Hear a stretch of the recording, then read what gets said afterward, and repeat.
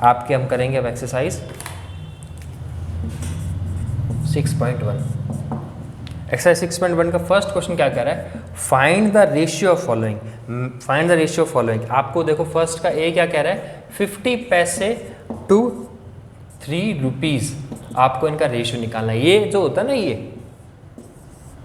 ये आपके Indian currency है ना, अपना इंडियन रुपी, उसका साइन है, उसका क्या है, सिंबल है। जैसे डॉलर के लिए ये होता है ना, वैसे ही रुपी के लिए क्या होता है, ये होता है। अब देखो आपको क्या करना है, 50 पैसे टू 3 रुपीज़ आपको बताना है इनका रेशियो। अब बताओ क्या 50 पैसे और 3 रुपी इक्वल क्वांटिटी है क्या? नहीं है। 1 रुपी के अंदर कितने पैसे होते हैं, 1 रुपी इक्वल्स टू होते हैं 100 पैसे। 1 रुपी इक्वल्स टू 100 पैसा, तो 3 रुपी इक्वल्स टू कितना हो जाएगा, 100 इंटू 3 पैसा, यानी कितना हो जाएगा 300 पैसा, यानी 3 रुपी इक्वल्स टू 300 पैसा। अब देखो पैसे को अपन किस में लिख सकते हैं, पी में लिख सकते हैं, तो ये 300 क्या हो जाएगा, ये 300 पी हो गया। यानी ये 50 पैसे के अंदर है और ये 300 पैसे के अंदर है। अब ये इक्वल क्वांटिटी है, तो रेशियो कैसे निकलेगा, 50 पी रेशियो 300 पी। अब रेशियो निकालो, क्योंकि रेशियो यूनिट लेस क्वांटिटी होती है इसलिए आपको यहाँ पे यूनिट लिखने की ज़रूरत नहीं है। ठीक है, तो अब क्या गया 50 और 30, ये गया 0 से 0, 5 की टेबल से 30 कितनी बार गया, 6 टाइम। तो रेशियो क्या आ गया आपका 1:6, ये आपका आ गया रेशियो। ठीक है, देखो इसका बी पार्ट क्या कह रहा है, 1.5 टू 2.7, ये रेशियो आप खुद निकालेंगे। 1.5 और 2 रेशियो 7। अब क्या करेंगे, फर्स्ट का बी समझा रहा हूँ मैं। फर्स्ट का बी क्या कह रहा है, ये ए था, बी क्या कह रहा है 1.5 लीटर टू 2.7 लीटर निकालना है। तो आप क्या करेंगे, यहाँ से पॉइंट हटाएंगे तो 15/10 लीटर हो जाएगा ये, ठीक है ना। और वैसे यहाँ से जैसे आप डेसिमल हटाएंगे तो 20/10 लीटर हो जाएगा। 10 से 10 कट गया तो बचा क्या 15 और 27 का, तो रेशियो निकालना है आपको। तो इसका सेकंड आप खुद करेंगे, 60 मिनट टू 35 सेकंड, 60 मिनट और 35 सेकंड का। तो फर्स्ट के सी में आप क्या करेंगे, 60 मिनट को आप चेंज करेंगे सेकंड में। 60 मिनट को आप कैसे चेंज करेंगे, देखो मैं ये मिटा देता हूँ।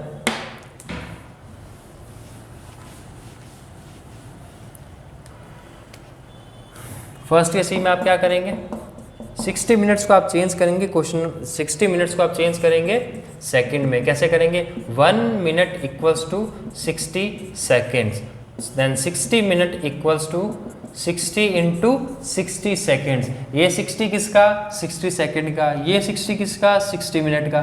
तो कितने सेकेंड हो गए, 6 6 36 और 2 zeros, तो 60 मिनट यानी 60 मिनट इक्वल्स टू 1 आवर, यानी 1 घंटे में कितने सेकंड होते हैं, 3600 सेकंड होते हैं, 3600 सेकंड्स होते हैं। अब आप इनका रेशियो निकाल लीजिए। रेशियो कैसे निकलेगा, 3600 रेशियो 35।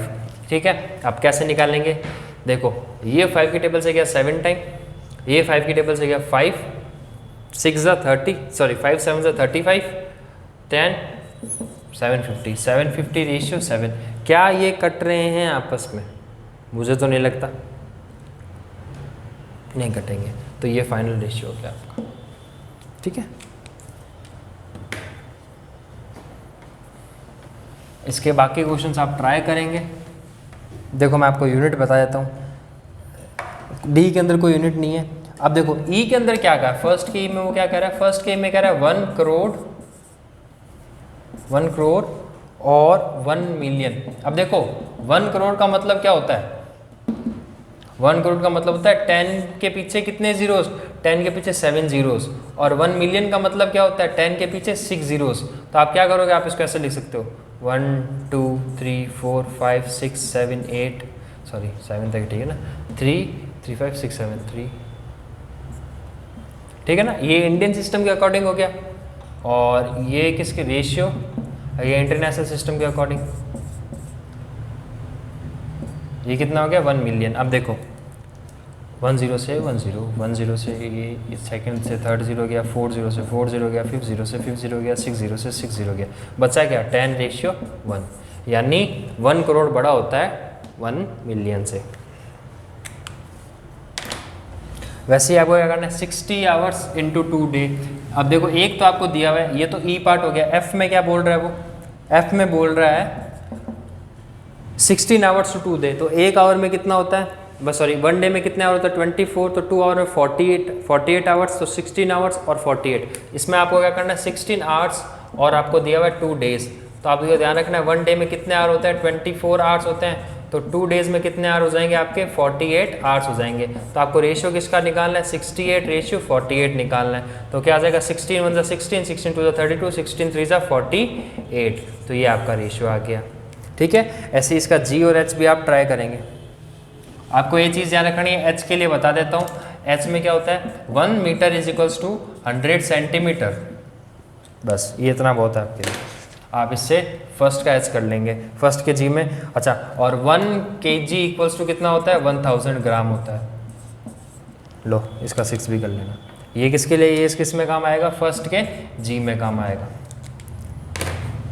चलो इसका क्वेश्चन नंबर सेकंड देखते हैं। क्वेश्चन नंबर सेकंड क्या कह रहा है, mister Kashyap divides a sum of 1200 gifts for his 2 son in 5:3। अब देखो मैं आपको समझा देता हूँ क्या करना है। क्वेश्चन नंबर सेकंड में चाहता हूँ आप खुद करें क्योंकि एक अच्छा क्वेश्चन है।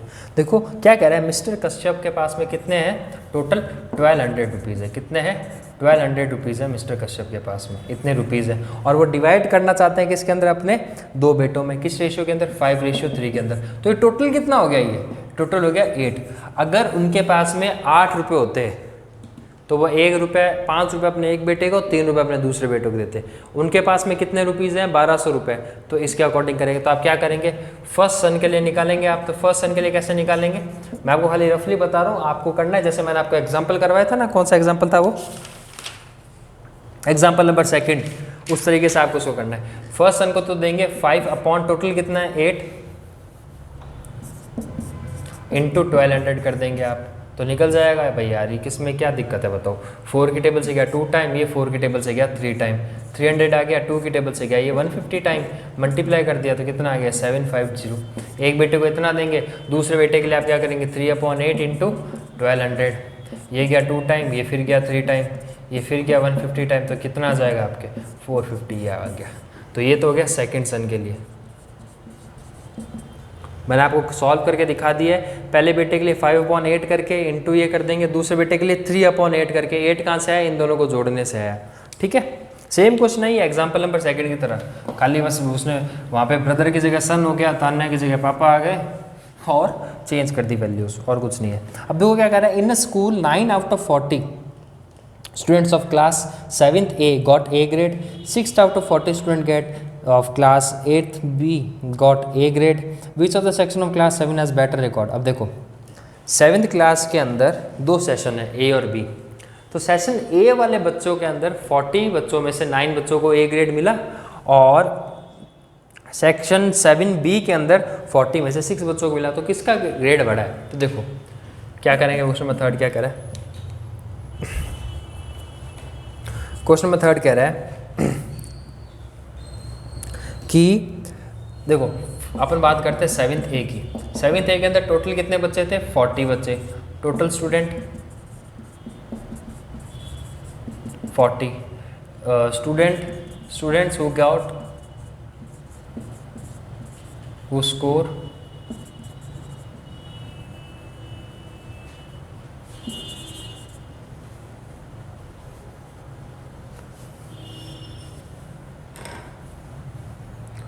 A grade.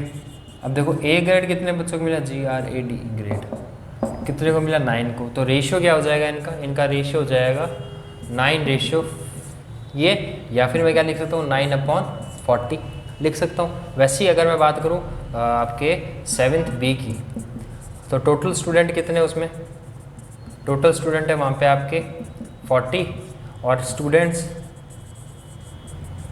हु स्कोर, जिन्होंने क्या स्कोर किया ए ग्रेड, कितने स्टूडेंट ने वहाँ पे ए ग्रेड स्कोर किया 6।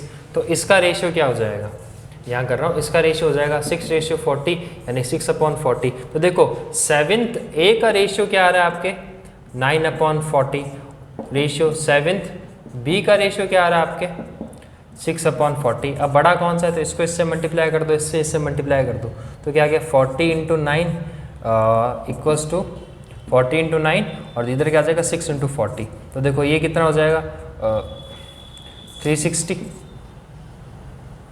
ठीक है, और ये कितना हो जाएगा 240। बड़ा कौन सा है, ये बड़ा है, यानी बड़ा कौन सा है 7th A के अंदर ज़्यादा अच्छे बच्चे हैं 7th B से।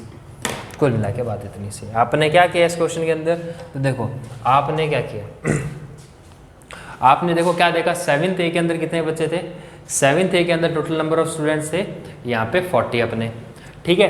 अब कितने बच्चे A ग्रेड लेके आए, तो वहाँ पे टोटल 9 बच्चे जो है अपने यहाँ पे कितना लेके आए, A ग्रेड लेके आए। कितने बच्चे लेके आए, तो देखो यहाँ पे टोटल 9 बच्चे हैं ना जो A ग्रेड लेके आए, तो इनका रेशियो क्या होगा 9:40 यानी 9/40 आ गया। वैसे ही B के अंदर 7th B के अंदर टोटल स्टूडेंट कितने थे 40, A ग्रेड कितने लेके आए 6, तो इनका रेशियो कितना होगा 6:40 या फिर 6/40। अब A और 7th A और 7th B का कंपैरिजन करते हैं तो यहाँ पे 9/40 हुआ, यहाँ पे क्या हुआ 6/40। आपस में आपने इनको क्रॉस मल्टीप्लाई करके चेक किया बड़ा कौन सा है, इसको इससे किया इसको इससे किया, तो बड़ा कौन आया, ये वाले जो हैं यहाँ पे ज़्यादा बच्चों ने स्कोर किया, ठीक है। तो ये आपका क्वेश्चन नंबर 3 हो गया। क्वेश्चन नंबर 4 क्या कह रहा है देखो,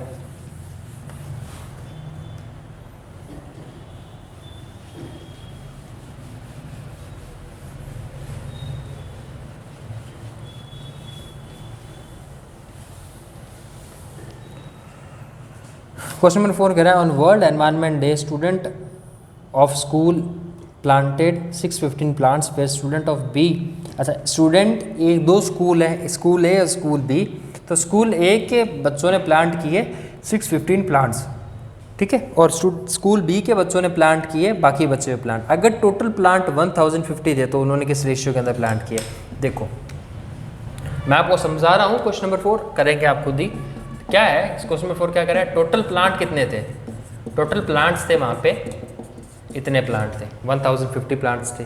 स्कूल ए ने कितने प्लांट किए, स्कूल ए ने प्लांट किए टोटल 615 प्लांट्स, और स्कूल बी ने कितने प्लांट किए ये तो आपको पता नहीं है, तो आप क्या करेंगे स्कूल बी के क्या करेंगे, टोटल प्लांट में से स्कूल ए वाले प्लांट्स को आप माइनस कर देंगे, ठीक है ना, तो कितना आ गया 1050 में से आपने माइनस कर दिया 615 को, देखो 1000 में से 600 गए, ठीक है ना, 1000 इसमें से 600 गए तो कितना बच गया 450। 450 में से आपने कितने माइनस किए, अब 15 माइनस किए तो आपके पास में कितने बच गए 435। इन्होंने कितने प्लांट किए 435 इन्होंने ट्रीज प्लांट किए। तो अब ये क्या कह रहा है, इनका रेशियो क्या है, तो इनका रेशियो निकाल दो आप, school A ratio school B क्या आ जाएगा 615:435। इनमें देख लेना कॉमन फैक्टर क्या है और उसका आंसर निकालना, ठीक है ना, और इसका आंसर नीचे कमेंट में लिख के बताना इसका आंसर क्या है, मेरे को मैं देखता हूँ कौन कौन सही का आंसर देता है। इसका आंसर इसका निकाल के नीचे कमेंट में लिखना, मैं देखूंगा, क्योंकि आप अगर ये सोच रहे हो सर को पता लगता नहीं लगता है, तो एक चीज़ ध्यान रखना, जब आप देखते हो ना तो आप जिस ईमेल एड्रेस से देखते हो ना, या तो आपके नाम का होगा या आपके किसी पेरेंट के नाम का होगा, है ना, हो सकता है आपने अपनी मम्मी का ईमेल एड्रेस, मम्मी के फ़ोन में देखते हो तो उनकी ईमेल एड्रेस है, या अपने फादर के देखते हो उनका ईमेल एड्रेस है, तो मुझे पता लग जाएगा किस बच्चे ने कमेंट किया है और आंसर सही है कि नहीं है। तो नीचे कमेंट करके बताना इसका आंसर क्या रहा है। इनके क्या करना है कि आपको इनके बीच का हाईएस्ट कॉमन फैक्टर ढूंढना है और उसको हटा के इसको सिंपलेस्ट फॉर्म ऑफ रेशियो के अंदर लिखना है, ठीक है। किया क्या इस क्वेश्चन में, तो दोबारा देख लो भाई, उसने क्या बोला कि टोटल इतने प्लांट्स थे, स्कूल ए के बच्चे इतना प्लांट लेके आए, स्कूल बी के बच्चे इतने प्लांट, स्कूल बी के बच्चों ने कितने प्लांट लगाए, फिर तो अपने क्या किया टोटल क्लास में थे स्कूल ए वाले बच्चों ने प्लांट, मान लो ये वही बात होगी कि मान लो आपको कोई दोस्त जो है वो 10 चॉकलेट लेके आता है, आपने 3 रख ली, तो आपके दोस्त के पास कितनी बच गई 7 बच गई। वैसे ही इतने प्लांट थे, स्कूल ए वाले बच्चों ने इतने निकाल दिए, इतने लगा डाले उन्होंने प्लांट मतलब पौधे, इतने पौधे उन्होंने लगा दिए। तो स्कूल बी वाले कितने लगाएंगे, इसमें से माइनस किया, इतने पौधे स्कूल बी वाले लगाएंगे। तो उसने पूछा टोटल रेशियो क्या हुआ कि ए वालों ने कितने पौधे लगाए और बी वालों ने कितने प्लांट लगाए, तो ये इनका रेशियो आ गया। इसको सिंपलेस्ट फॉर्म में आप निकाल के नीचे कमेंट करेंगे, ठीक है। क्वेश्चन नंबर 5 की बात करते हैं।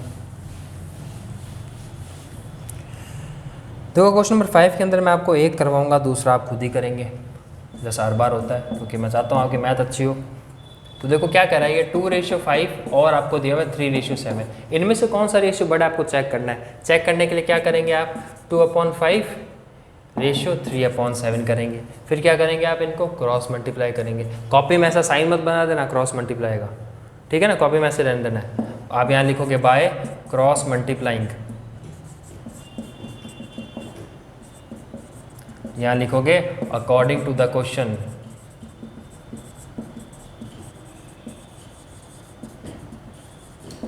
ठीक है ना। फिर लिखोगे बाय क्रॉस मल्टीप्लाइंग 2 × 7 रेशियो 3 × 5। अब क्या हो जाएगा, देखो ये क्या हो गया 14 और ये क्या हो गया 15। कौन सा ज़्यादा बड़ा है 15, so the ratio 3:7 is greater than 2:5। ऐसे करना है कॉपी के अंदर। क्या किया आपने, 2:5 दिया हुआ था आपको, क्या दिया हुआ था, 2:5 दिया हुआ था और 3:7 दिया हुआ था। उसने पूछा है आपसे कि इनमें से बड़ा कौन सा था, आपने क्या किया 2/5 कर दिया, 3/7 कर दिया। आपको चेक करना है बड़ा कौन सा है, क्रॉस मल्टीप्लाई किया, आपने इसको इससे मल्टीप्लाई किया, इसको इससे मल्टीप्लाई किया। देखो इनको मल्टीप्लाई करने पे 14 आया, इनको मल्टीप्लाई करने पे 15 आया, तो बड़ा कौन सा है, तो 15 यहाँ बड़ा है, तो ये वाला रेशियो भी बड़ा है। वैसे इसका 5th का बी पार्ट है और सी पार्ट है, वो आप क्या करेंगे, ट्राई करेंगे। अब नहीं सॉरी 5th का बी पार्ट ही है, सी पार्ट तो 6 के अंदर है, तो 5th का बी पार्ट है वो आपको ट्राई करेंगे, उसका आंसर निकाल के क्या करेंगे, नीचे कमेंट करेंगे, ठीक है। अब देखो नंबर 6 क्या कह रहा है इसका। नंबर 6 कह रहा है find the value of x in the following. आपको नीचे रेशियो दिया हुआ है, उसमें आपको x की वैल्यू निकालनी है। तो मैं आपको इसका 6th का b करके दिखाऊंगा, बाकी आप जो है 2 क्वेश्चन आप खुद करेंगे।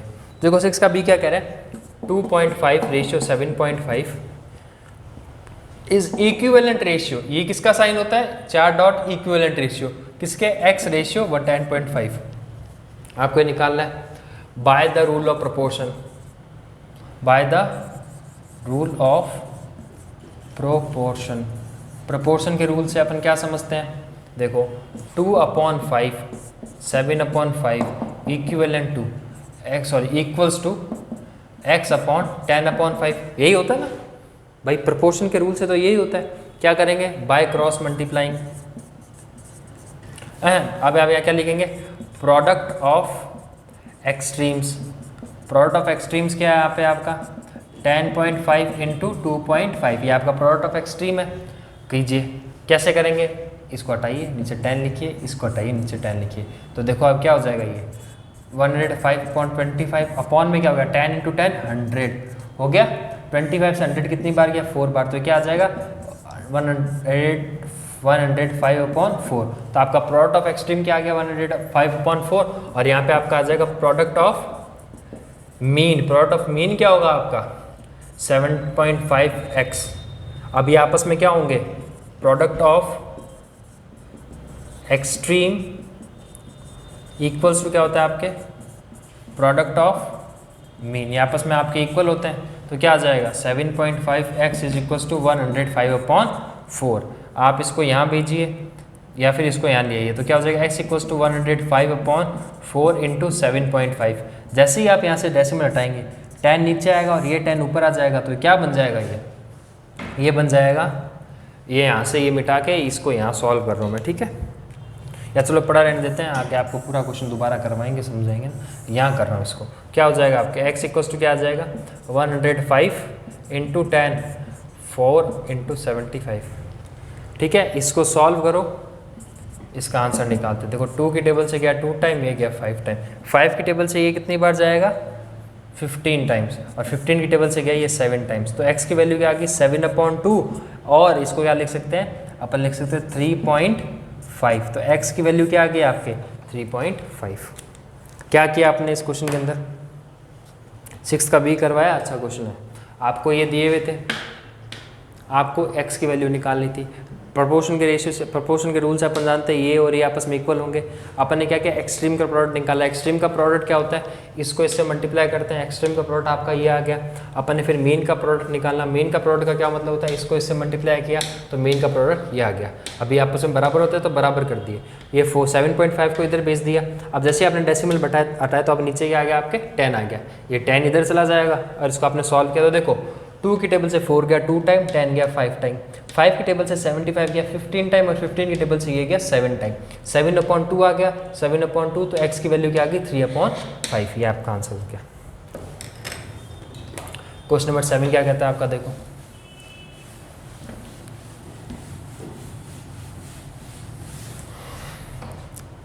क्वेश्चन नंबर 7 कहता है if A B C are in proportion and, देखो मैंने आपको बोला था ना कि एक ज़रूर आएगी चीज़ यहाँ पे। If A B C are in proportion find A if B is equals to this and this. आपको क्या दिया हुआ है, बी इक्वल्स टू दिया हुआ है आपको 15 एंड सी इक्वल्स टू दिया हुआ है आपको 40 एंड आपको किसकी वैल्यू निकालनी है, ए की। तो यहाँ पे सॉल्यूशन कैसे करेंगे आप इसका, आप लिखेंगे वी नो दैट, हम जानते हैं, क्या जानते हैं आप जानते हैं, मैंने आपको बताया था B square is equals to क्या होता है, ए सी, जहाँ पे बी होता है आपका मीन प्रोपोर्शन और सी होता है आपका थर्ड प्रोपोर्शन। अब आप इसमें क्या रखेंगे, वैल्यूज रखेंगे। तो 15 का square is equals to A into 40, ठीक है। ए की वैल्यू निकालनी है तो क्या आ जाएगा 40, 15 इंटू 15 लिख दूँ मैं इसको, और ये जहाँ पे 40 मल्टीप्लाई मैं इधर आएगा तो डिवाइड में हो जाएगा। अब देखो 15 की टेबल 5 गया 3 टाइम और ये गया 8 टाइम, ठीक है। तो ये क्या आ जाएगा 15 इंटू 15 अपॉन 40, 15 की टेबल से गया ये गया 3 टाइम, अब कुछ नहीं करता तो ये क्या आ जाएगा 75 अपॉन 8, ये आपका आंसर, ठीक है।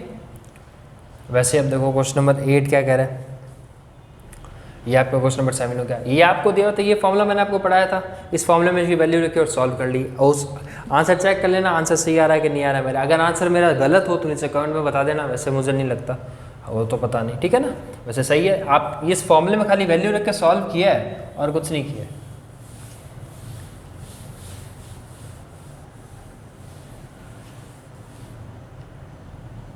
एक सेकेंड, यहाँ पे अपन ने क्या कहते 3/15/8 किया था ना, तो ए की वैल्यू क्या आ जाएगी 45/8 आ जाएगी, 75 नहीं होगी, वो 45/8 होगी। मैंने कहा था ना आंसर चेक कर लेना, मुझे लग रहा था वो गलत है। तो क्या आएगा आंसर उसका 45/8। अब देखो क्वेश्चन नंबर 8 क्या कह रहा है, a distance of 700 kilometre between city A and B is represented in the map by 5 centimetre. What is the distance between 2 cities if they are 11 centimetre apart in the map. देखो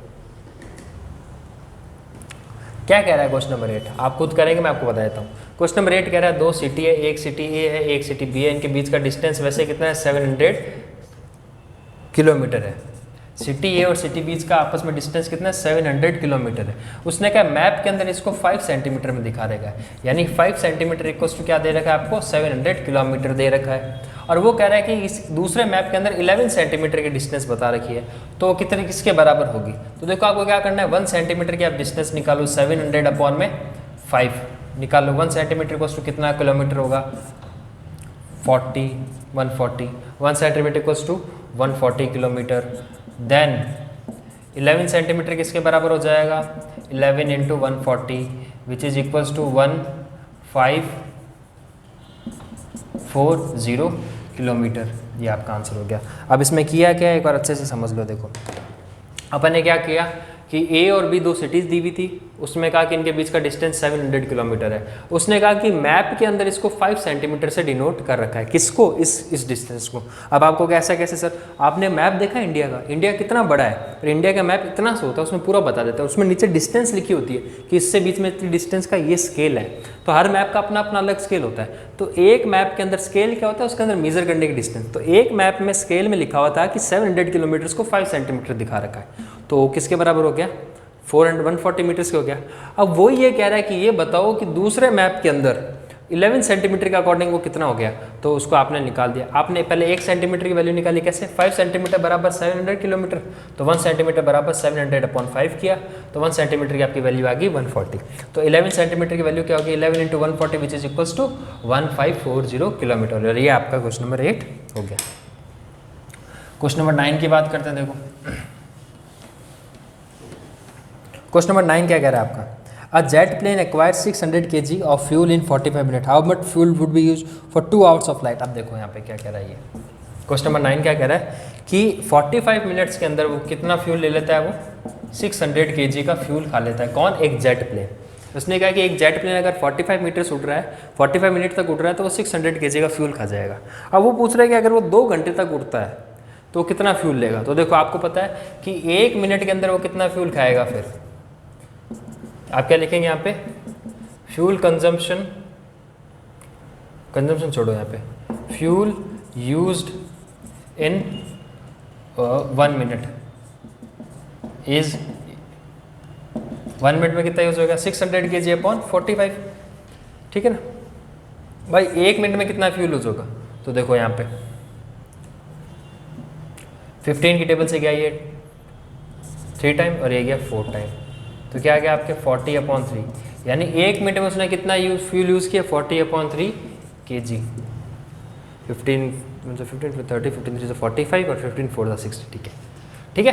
तो 1 minute में उसने इतना fuel use किया। अब वो कह रहा है 2 घंटे, तो ओके 1 आवर इक्वल्स टू कितना होता है 60 minutes, then 2 hours equals to क्या हो जाएगा 120 मिनट्स। तो आपको क्या निकालना है 120 मिनट्स में उसने कितना फ्यूल यूज़ किया।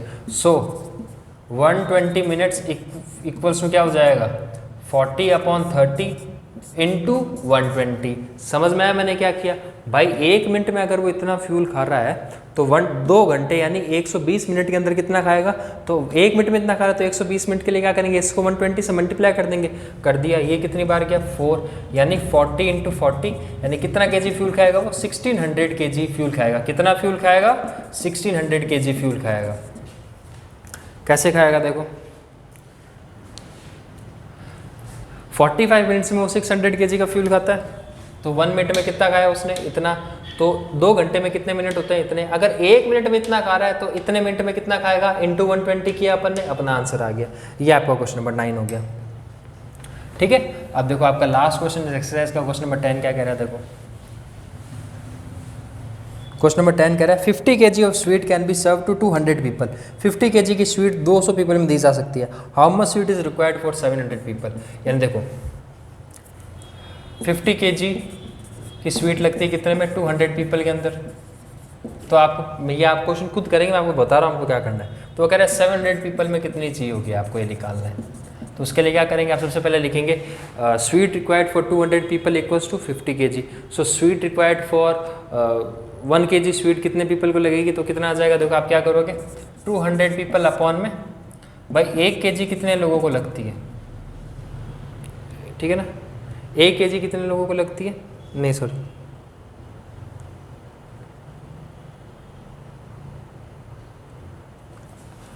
देखो एक आदमी आपने कितनी स्वीट खाएगा, आपके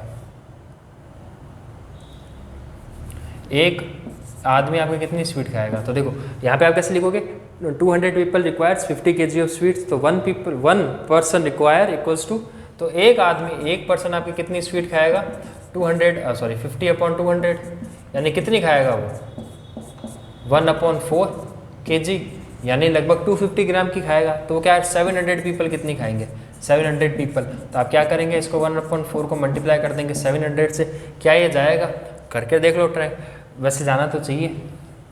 देखो 4 1 जा 4 30,